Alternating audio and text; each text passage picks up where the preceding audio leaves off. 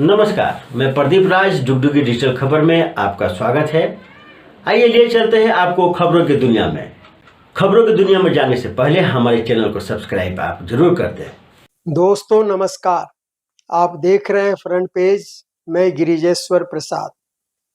सहारा India में 13 करोड़ जमाकर्ताओं के कोई 2.5 लाख करोड़ रुपए फंसे हुए हैं। मियाद पूरी हो जाने के बाद भी जमाकर्ताओं की रकम का भुगतान नहीं किया जा रहा है। जमाकर्ता और एजेंट आंदोलनरत है। छोटे कस्बों से लेकर देश की राजधानी तक धरना प्रदर्शनों का सिलसिला जारी है। इस बीच अनुमान है कि आर्थिक तंगियों से परेशान 10,000 से ज्यादा जमाकर्ता और एजेंट आत्महत्या करने को मजबूर हुए हैं। इधर सहारा इंडिया और सेबी के बीच सांप सीढ़ी का खेल चल रहा है। सरकार के मंत्री सिर्फ घोषणाएं कर रहे हैं, परंतु जमाकर्ताओं का भुगतान हो नहीं रहा है। करीब 1 साल पहले केंद्रीय गृह एवं सहकारिता मंत्री अमित शाह ने जमाकर्ताओं को 10-10 हजार रुपए भुगतान करने का लॉलीपॉप दिखाया था। केंद्रीय वित्त मंत्री निर्मला सीतारमण ने संसद में ऊंची आवाज में कहा, कागज लेकर आइए और पैसे ले जाइए। हम इस वीडियो में आगे चर्चा करेंगे कि आखिर 10,000 रुपए के भुगतान का सच क्या है और निर्मला सीतारमण के कागज लेकर आइए और पैसे लेकर जाइए के पीछे का राज क्या है। देश के 13 करोड़ जमाकर्ता सरकार से मदद की गुहार लगा रहे हैं ताकि उनकी मेहनत की कमाई उन्हें वापस मिल सके, परंतु सरकार के मंत्री सिर्फ घोषणाएं करने में मस्त हैं। इधर जमाकर्ताओं का भुगतान हो नहीं रहा है। तमाम चौखटों पर दस्तक देने के बाद अब जमाकर्ताओं ने सुप्रीम कोर्ट का रुख किया है।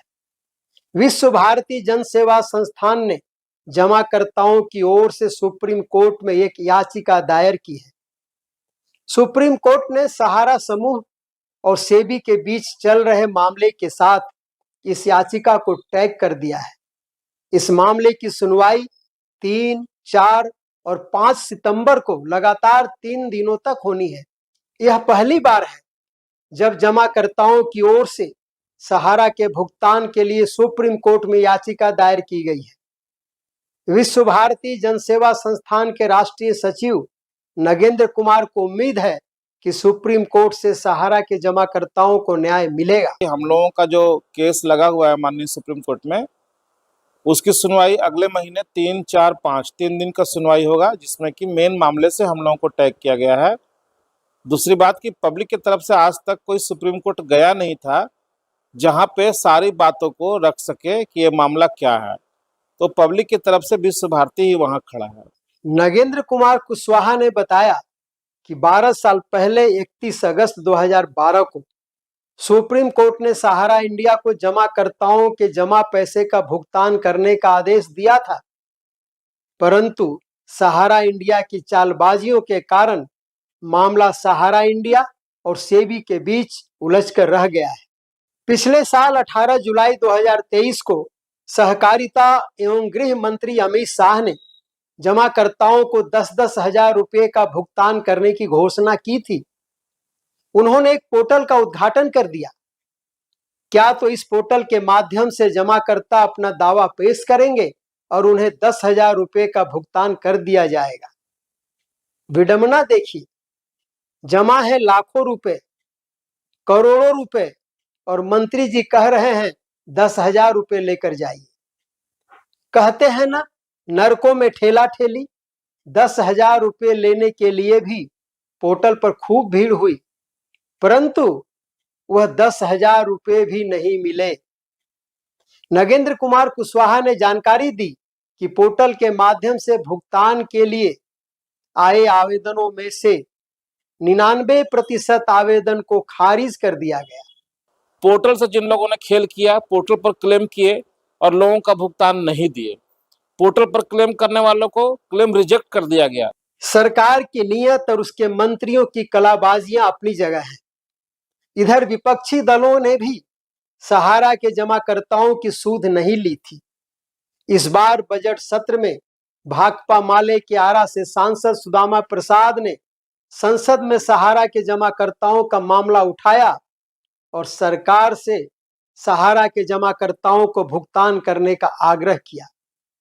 जमाकर्ताओं का मामला संसद में उठने पर जमाकर्ताओं और एजेंट में एक उम्मीद जगी कि कोई तो है जिसने उनकी आवाज संसद में उठाई। कि 11 करोड़ निवेशकों का 2.5 लाख करोड़ रुपया सहारा इंडिया में जमा है महोदय। पैसे के इंतजार में 3970 निवेशकों की मौत हो गई, 65 अभिकर्ताओं की मौत हो गई, एजेंटों की। ये पैसा गरीबों का पैसा है, देश के मध्य वर्ग का पैसा है, जिन्होंने अपने बहन बेटियों की शादी के लिए, बाल बच्चों की पढ़ाई के लिए, अपने संकट के दिनों के लिए वो पैसा जमा किया था और ये पैसा नहीं देना चाहते हैं।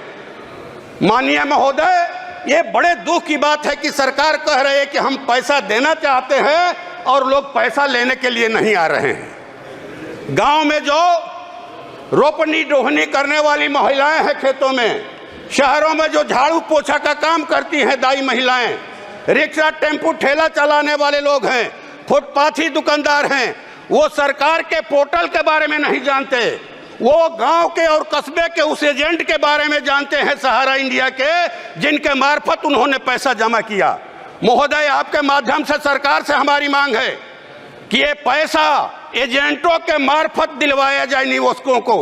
ये पेट पर लात पड़ रहा है उनका, कहे कि हुक उठती है जब वो हमसे कहते हैं, उनके अंदर हुक उठती है।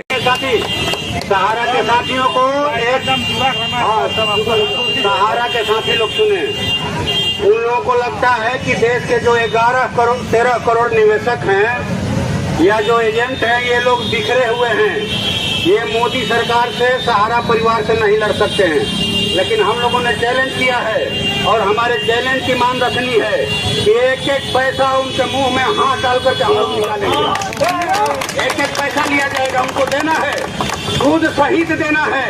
और जिन लोगों की मृत्यु हुई है, जिनको मृत्यु हुई है, उनको 10 लाख का अतिरिक्त मुआवजा देना है ये लोग, हम लोग।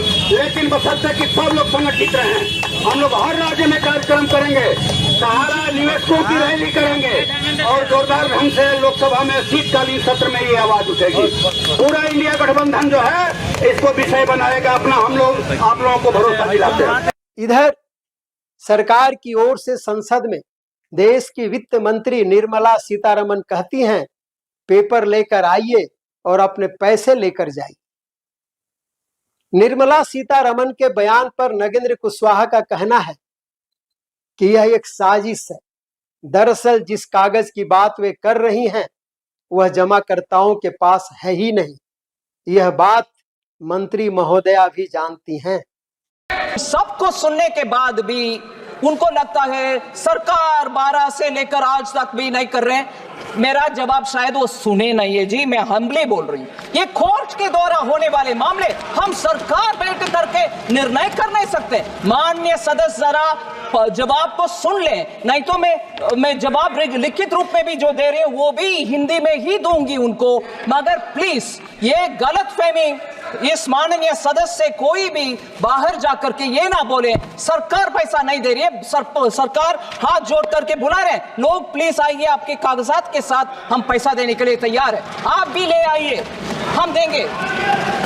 पार्लियामेंट में वित्त मंत्री जी हाथ जोड़ करके कहती है, जो एक ड्रामा है, सुनियोजित ड्रामा है कि लोग कागज दिखाएं और पैसा ले जाएं, और दूसरे तरफ जब उसका नोट निकलता है जो लिख के दिया जाता है तो उसमें कहा जाता है कि ये पैसा रियल एस्टेट हाउसिंग बोर्ड का था, जबकि सभी को पता है कि वो 2 कंपनियों का पैसा वहां से निकल करके सोसाइटी में चला गया है, जिसका मंत्री माननीय अमित शाह जी हैं। जो बात केंद्रीय मंत्री सीतारमण जी बोली है, क्या यही बात अमित शाह जी भी पार्लियामेंट में खड़ा होकर के बोलेंगे कि मैं हाथ जोड़ता हूं, सारे लोग कागज लेकर के आओ और पैसा लेकर के जावें, क्योंकि ये उन्हीं का मंत्रालय से जुड़ा हुआ है। ये बात अमित शाह जी कह दें तो कल से हम लोग सारा कोऑपरेटिव का कागज उनके घर पहुंचा देंगे कि भैया पैसा दे। नगेंद्र कुमार कुशवाहा का कहना है कि जमाकर्ताओं के भुगतान के मामले को सहारा समूह ने उलझा कर रख दिया है।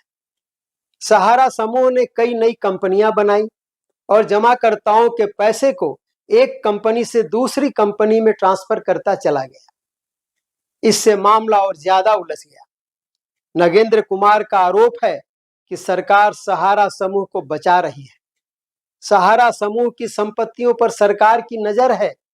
सहारा समूह की संपत्तियों को सरकार औने पौने दाम पर अपने मित्रों के बीच बांट देना चाहती है। देखिए, ऑलरेडी सुप्रीम कोर्ट जजमेंट दे चुका है। सुप्रीम कोर्ट 31 अगस्त 2012 को जजमेंट दे चुका है कि सहारा की जो दो विवादास्पद कंपनी थी, रियल एस्टेट हाउसिंग बोर्ड की, उसका सहारा इंडिया 15% ब्याज लगा करके भुगतान कर दे। लेकिन सहारा उस आदेश को धज्जी उड़ाते हुए वो दो कंपनियों का पैसा सहारा का क्यूसोप और सहारा की सोसाइटियों में लगा दिया है। और सुप्रीम कोर्ट इस बात को मानने को तैयार नहीं है कि सहारा ने भुगतान किया है। और इसके ऊपर जो पेनाल्टी लगाया गया था कि आप 25,000 करोड़ रुपए सेबी के यहाँ जमा करो तभी तुम्हारी बात सुनेंगे। सहारा ने 15,500 करोड़ रुपया वहां जमा कराया, ब्याज समेत लगभग 25,000 करोड़ रुपया वहां जमा है। सरकार ने मामले को उलझा दिया। अगर सरकार 5,000 करोड़ रुपया वहां से रिलीज नहीं कराया होता और पोर्टल का खेल नहीं खेला होता तो अब तक ये प्रक्रिया बहुत आगे बढ़ गई होती। सरकार ने सुप्रीम कोर्ट को गुमराह किया। सरकार के पास जब कंप्लेन सेंट्रल कोऑपरेटिव रजिस्ट्रार के पास जाना शुरू हो गया कि हमारा पैसा नहीं मिल रहा है सोसाइटी का, तो जो कंप्लेनर थे पैसा उनको मिलना चाहिए था। ये लोग क्या किए कि सुप्रीम कोर्ट से जाकर के 5,000 करोड़ रुपया रिलीज करा लिए और बोले कि देश के तमाम निवेशकों का हमें पैसा देंगे, जबकि उन्होंने पोर्टल बना दिया। सुप्रीम कोर्ट का आदेश में कहीं पोर्टल का जिक्र नहीं था और मात्र 10,000 रुपया देने की बात कहे, और जबकि लोगों को 10 लाख, 20 लाख, 50 लाख, 1 करोड़ रुपया जमा और उन्हें 10,000 रुपया देने की बात हो रही है। लेकिन अमित शाह जी, नरेंद्र मोदी जी, ये लोग सहारा पे कार्रवाई करने से ही डरते हैं कि पता नहीं सहारा के नाम पर इनको सांप सूंघ जाता है। मोदी जी तो आज तक कभी कुछ बोले ही नहीं, जबकि कई बार अमित शाह जी ने कहा कि सहारा का भुगतान हम करवाएंगे। सहारा समूह की चालबाजियों को समझना साधारण आदमी के लिए आसान नहीं है। सरकार और उसके मंत्रियों की अपनी कलाबाजियां जो हैं सो तो हैं ही। ऐसे में नाउम्मीद जमाकर्ताओं की सारी उम्मीदें अब सुप्रीम कोर्ट पर टिकी हुई हैं। उम्मीद करना चाहिए कि सहारा इंडिया समूह के पास जमाकर्ताओं की फंसी जीवन की गाढ़ी कमाई उन्हें जल्द वापस मिल जाएगी। अब देखा जाए सुप्रीम कोर्ट क्या करता है। धन्यवाद, नमस्कार। तो ये थी अब तक की खबरें। आप देख रहे थे डुगडुगी डिजिटल खबर। अब मुझे दीजिए इजाजत।